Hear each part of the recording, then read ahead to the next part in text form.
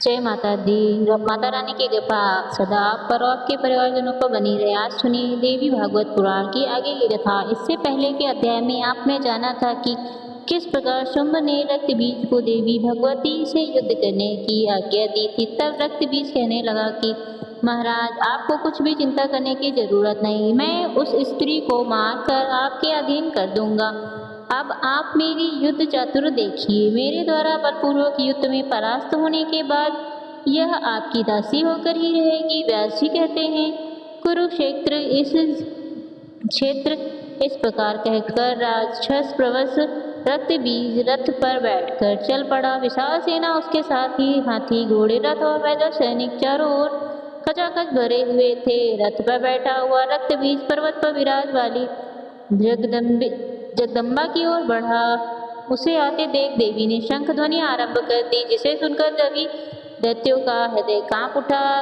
आनंद की सीमा ही नहीं रही कि शंख गगन भेदी ध्वनि सुनने के बाद रक्त बीज बड़ी तेजी के साथ देवी के पास जा पहुंचा और मधुर वाणी में कहने लगा कि हे देवी, क्या तुम मुझसे कातर समझकर शंख ध्वनि किससे भयभीत कर रही हो? तुमने मुझको क्या धूम लोचन समझ रखा है? मेरा नाम रक्त बीज है। मीठे वचन बोलने वाली देवी, मैं युद्ध करने के लिए तुम्हारे पास आया हूँ। तुम सावधान हो जाओ, मुझे तो किंचित मात्र भी भय नहीं है। प्रिय, आज तुम मेरा पराक्रम भी देख लो।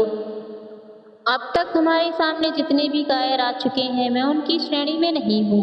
तुम अपनी इच्छा अनुसार मुझसे युद्ध कर सकती हो। तुमसे व्रत पुरुषों की सेवा की नीति शस्त्र सुनने का अवसर तुम्हें सुलभ हो चुका है। सुंदरी, अगर तुम साहित्य शास्त्र का पूर्ण ज्ञान रखती हो तो मेरी बात सुनो। मेरा कहना सत्य और युक्तिपूर्ण है। रस नौ है, इसमें दो रसों की प्रधानता मानी जाती है। विद्वान पुरुषों में समाज में श्रृंगार रस और शांत रस अपना मुख्य स्थान रखते हैं। उन दोनों में भी श्रृंगार रस अधिक महत्व रखता है। इसी के प्रभाव से विष्णु लक्ष्मी के साथ और ब्रह्मा सावित्री के साथ विराजते हैं। इस सच्चाई के साथ और शंकर पार्वती के साथ रहते हैं। यहाँ तक कि वृक्ष लता के साथ, मृग मृगी के साथ और कबूतर कबूतरी के साथ आनंद में मगन रहते हैं। यहाँ संपूर्ण प्राणी संयोग रस का अनुभव करते हैं। अन्य बहुत से ऐसे मानव हैं जिनमें इसके अनुभव करने का सुअवसर नहीं मिला है। मधुर हास्य विलास में शांति की रस धारा बहती है। भला इस स्थिति वाले पुरुष ज्ञान कहाँ और वैराग्य कहाँ? काम, क्रोध, लोभ और मोह, इन पर विजय प्राप्त करना बड़ा मुश्किल है। इसलिए कल्याणी, तुम अपने मन के अनुकूल पति बना लेना उचित है।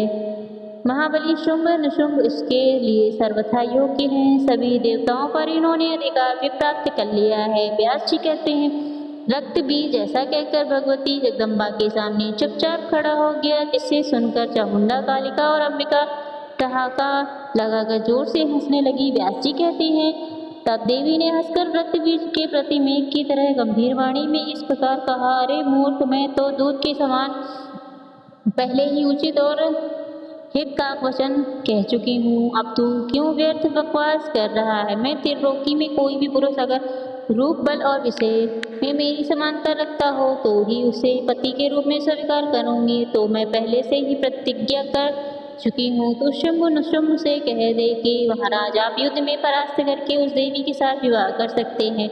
तो भी तो शुंभ और निशुंभ की आज्ञा पाकर उनका कार्य सिद्ध करने के लिए ही यहाँ आया है। इसलिए यहाँ तो युद्ध कर, नहीं तो अपने साथ पाताल चला जा। कहते हैं, व्यास जी कहते हैं, देवी का यह कथन सुनकर रक्त बीज क्रोध से भर गया। तो फिर सिंह के ऊपर उसके भयंकर बाण बरसने लगे। दैत्य के सर्वाकार बाण सभी आकाश में ही थे कि देवी अपने हाथ की सुंदर कला प्रदर्शित करती हुई तीखे बाणों से उन बाणों को काटने लगी और साथ ही उन्हें बहुत सारे बाण कान तक खींच कर रक्त बीज पर चला दिए। उनके बाणों से आहत होकर यह प्रस्थान दानव रथ पर पड़ गया। उसे मूर्छा आ गई। उस दुरात्मा रक्त बीज के गिर जाने पर महान हाहाकार मच गया। सभी सैनिक चित्कार करने लगे, अब हम मारे गए। इस प्रकार की करुण ध्वनि उनके मुंह से निकलने लगी। उनका अत्यंत करुण क्रंदन सुनकर शुभ और सैनिकों को प्रयोग करने के लिए और प्रयास करने के लिए उत्साहित हो करने लगा। शुंभ ने कहा, कंबोज देश के रहने वाले सभी दानव अपने सैनिकों सहित चलने के लिए तैयार हो जाए। व्यास जी कहते हैं, इस प्रकार शुंभ की आज्ञा देने पर उसकी संपूर्ण चतुरंगी सेना निकल पड़ी। भगवती के युद्ध के मैदान में विराजमान थी ही विशाल दानवी सेना को आते देखकर उन्होंने घंटा बजाना आरंभ कर दिया। बारंबार होती हुई वह विशाल ध्वनि शत्रु दल के हृदय को कांपाने लगी। साथ ही भगवती जगदम्बा धनुष टंक के ने और शंख ध्वनि करने में तत्पर हो गई। उस ध्वनि के प्रभाव से विशाल मुख वाली एक काली देवी प्रादुर्भाव हुआ। भयंकर युद्ध सुनकर देवी का वाहन महान पराक्रमी सिंह भी अद्भुत भय उत्पन्न करता हुआ गरज उठा। उसकी गर्जना सुनकर दानव क्रोध से मूर्छित हो उठे। फिर सावधान होकर उन सभी शूरवीर दैत्यों ने देवी पर हथियार चलाने आरंभ कर दिए। परस्पर ऐसा युद्ध आरंभ हो गया कि जिसे देखकर रोंगटे खड़े हो गए। उस युद्ध में ब्रह्मा आदि समस्त देवताओं की शक्तियां भी पधार गई। जिस देवता का जैसा रूप वैसा वाहन भूषण, उसी के अनुसार वाहन और भूषण संपन्न होकर उन शक्तियों का वहां आगमन हो गया। ब्रह्मा जी की शक्ति हंस पर बैठकर आई। उनके हाथ में अक्षसूत्र कमंडल विराजमान थे। वहां पधारी हुई उस शक्ति को ब्राह्मणी कहते हैं।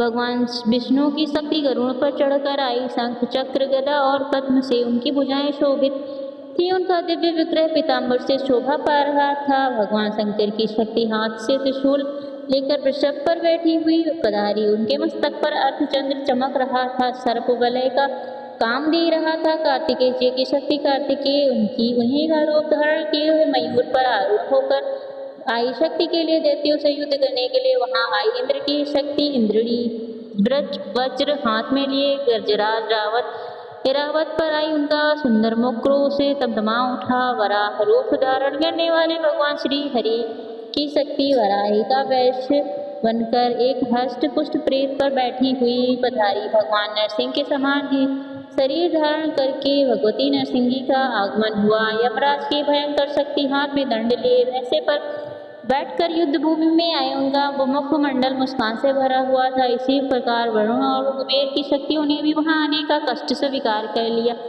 इस प्रकार सभी देवता ही अपनी अपनी शक्तियों के रूप में वहां होकर पधारी हुई। इन शक्तियों को देखकर देवी के मन में बड़ा हर्ष हुआ। देवता भी हर्ष मनाने लगे। दैत्यों के हृदय में आतंक छा गया। उन शक्तियों के बीच जगत का कल्याण करने वाले भगवान शंकर जी आए और भगवती चंडिका से कहने लगे, देवताओं का कार्य सिद्ध करने के लिए हे देवी, इन दैत्यों को भी मार डालो। शुंभ निशुंभ या फिर जितने दानव यहाँ उपस्थित हैं उन सबको मारकर सारी दानवी सेना तुरंत समाप्त कर दी जाए। जगत में किसी प्रकार का कोई भय न रखे।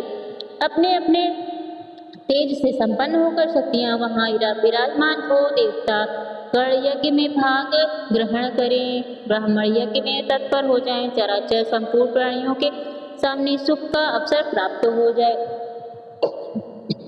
सारे उत्प्रत शांत हो जाए, मेघ समय अनुकूल वर्षा करें, खेती फल फूल से संपन्न हो जाए। व्यास जी कहते हैं, इस प्रकार संसार के शुभ चिंतक भगवान शंकर अपना अभिप्राय प्रकट कर रहे थे कि इतने में भगवती चंडिका के शरीर से एक बड़ी विचित्र शक्ति प्रकट हुई। उस अत्यंत भयंकर शक्ति के मुख से ऐसे शब्द निकल रहे थे मानो सैकड़ों गीदड़ या एक साथ बोल रही हो। भयंकर रूप वाली उस देवी का मुख मुस्कान से भरा हुआ था। उसने शंकर से कहा, देवीश्वर आप सभी दानव राज के पास जाइए, कामदेव को भस्म करने वाले हैं।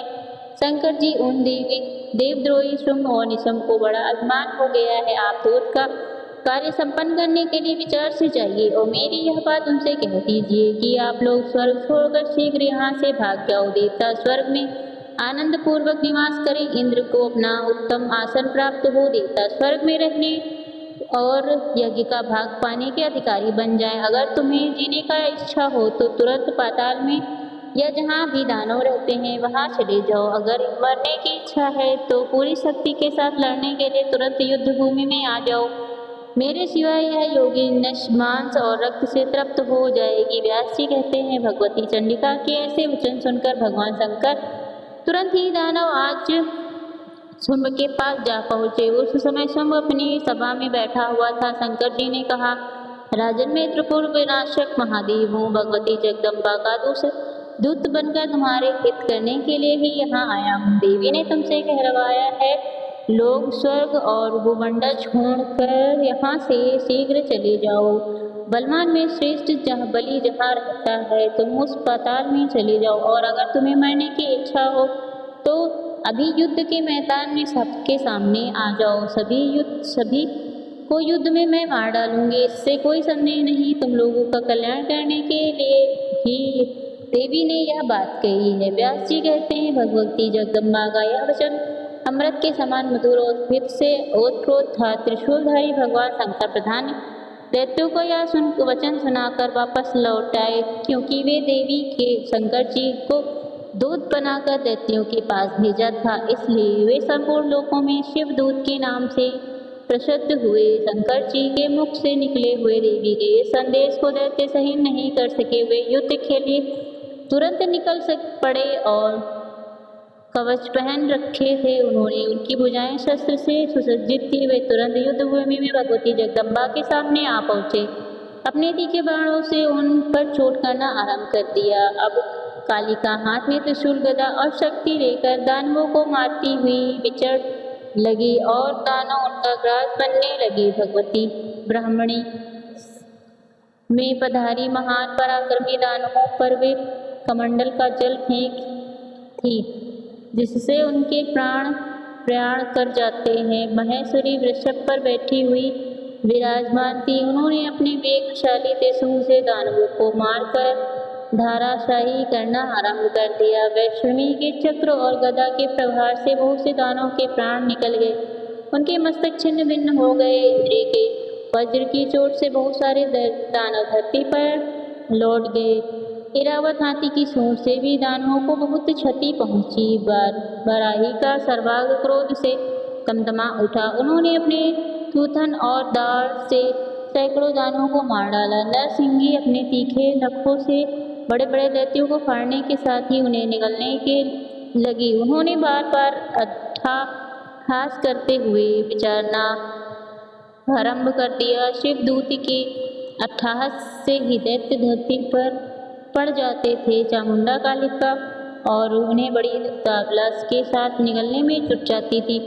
कुमारी का वाहन मोर था। वे युद्ध के मैदान में विराजमान थी। देवताओं का कल्याण करने के लिए वे तीखे बाणों से शत्रुओं को मारने लगी। भगवती वारुणी युद्ध के मैदान में पाश लेकर पधारी थी। उस पाश से बांधकर दैत्यों को फटका देती। उनका सहज ही कर्म बन गया था। गिरे हुए दैत्य मूर्छित होकर प्राण प्रयाण कर जाते। इस प्रकार मग गण के प्रयास में दानवों की वह ओजस्विनी विशाल सेना युद्ध भूमि में तहस नहस होकर भाग चली। उस सेना रूपी समुद्र में अब बड़े जोर से रोने और चिल्लाने की आवाजें छा गई। देवता उन देवियों के ऊपर पुष्पों की वर्षा करने लगे। रक्तबीज ने सुना दानवों में भयंकर चित्कार मच उठी और देवता बार बार जयकारे कर रहे हैं। साथ ही देखा दैत्य भी भाग रहे हैं, इसलिए अब वह क्रोध से भर गया। वह महान बलि और तेजस्वी दैत्य था। देवता गरज कर रहे थे। यह देखकर वह युद्ध भूमि में आकर डटा। उसके हाथों में अस्त्र शस्त्र थे। रथ पर बैठा हुआ उसके धनुष से बड़ी विचित्र ध्वनि निकल रही थी। क्रोध के कारण उनकी आंखें लाल हो रही थी। वह बड़े क्रोधित हो गई अवस्था में देवी के सामने आ गया पहुंचा। व्यास जी कहती हैं, राजन उस दानव के शरीर से जब जब रक्त की बूंद धरती पर गिरती तब तक उस बूंद से तुरंत ही उसके जैसे सैकड़ों दानव उत्पन्न हो जाते थे। उनके रूप और पराक्रम में बिल्कुल समानता रहती। भगवान शंकर ने उसे बड़ा ही अद्भुत वर दे रखा था कि तुम्हारे रक्त से असंख्य महान पराक्रमी दानव उत्पन्न हो जाएंगे। इसी वरदान के अभिमान में भरा हुआ वह दैत्य क्रोधवश देवी को मारने के लिए युद्ध के मैदान में आ गया। देवी के साथ कालिका भी विद्यमान थी। दैत्य ने देखा कि विष्णु की शक्ति वैष्णवी गरुड़ पर विराजमान है। उनके नेत्र कमल के समान सुंदर हैं। दानव ने शक्ति से उन पर प्रहार कर दिया। वैष्णो देवी ने गदा से उस शक्ति को रोक लिया। साथ ही दैत्यराज रक्त बीज को चक्र से चोट पहुंचाई। चक्र से छिद्र जाने के कारण उसके शरीर में रक्त की धारा बह निकली। मनु की चोटी से घायल हुए पर्वत के शिखर से गेरू की धारा उमड़ पड़ी हो। वह जहाँ जहाँ भी रक्त बीज के शरीर से निकला रक्त की बूंदें धरती पर गिरती वहीं रक्त बीज के समान ही चारों राक्षस उत्पन्न हो जाते। इंद्री ने कुपित होकर उस भयंकर दैत्य रक्त बीज को वज्र से मारा। उससे भी रक्त की बूंदें बह चली और उससे भी असंख्य रक्त बीज उत्पन्न हो गए। पराक्रमाकार में भी सभी मूल रक्त बीज के समान ही बलशाली थे।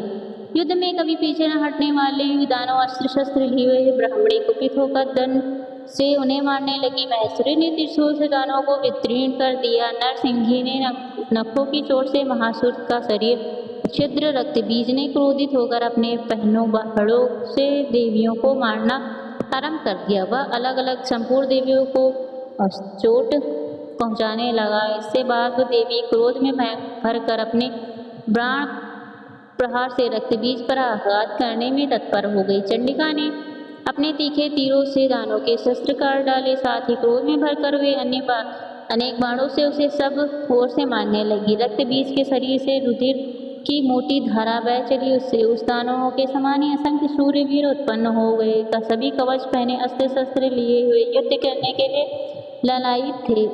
अब उन सब अनगिनत रक्त बीजों ने देवी पर प्रहार करना आरंभ कर दिया।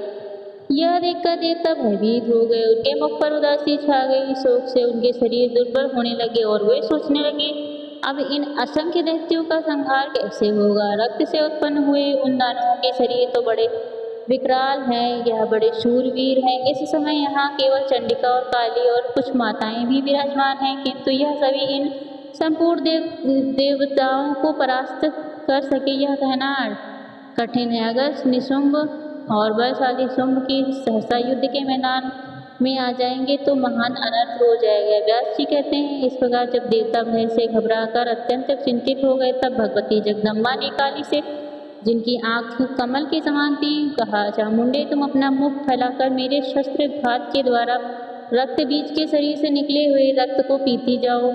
इस कार्य में तुम्हें बिल्कुल भी देर नहीं करनी है। अब तुम दानवों को खाती हुई इच्छा अनुसार युद्ध के मैदान में घूमो। मैं पहने बाड़ों गदा हो तलवारों और मसलों से इन दैत्यों को मार डालूंगी। विचार रोशन, तुम ऐसे ढंग से इस दानव का रक्त पीती रहो कि अब एक बूंद भी धरती पर ना गिरने पाए। इस प्रकार जब तुम सारा रक्त पी जाओगी तब दूसरे दानव उत्पन्न ही नहीं हो सकेंगे। ऐसा करने से इन दैत्यों का शीघ्र ही नाश हो जाएगा। इसके अलावा कोई दूसरा उपाय नहीं। जब मैं इस दैत्य को मारूं तब तुम तुरंत ही इसे खा जाना। शत्रु संहार रूपी इस कार्य में यत्न रत्न शूल बनकर इसका सारा रुधिर पी जाना ही तुम्हारा परम कर्तव्य है। इस प्रकार दैत्य वध करके स्वर्ग का राज्य इंद्र को देने के बाद हम आनंद पूर्वक यहाँ से प्रस्थान कर देंगे। व्यास जी कहते हैं, भगवती जगदम्बा के ऐसे कहने पर प्रचंड पराक्रम दिखाने वाली देवी चामुंडा रक्त बीज के शरीर से निकलते हुए समस्त रक्त को पीने के लिए तत्पर हो गई। इधर जगदम्बा ने तलवार और मूसल से रक्त बीज को मारना आरंभ कर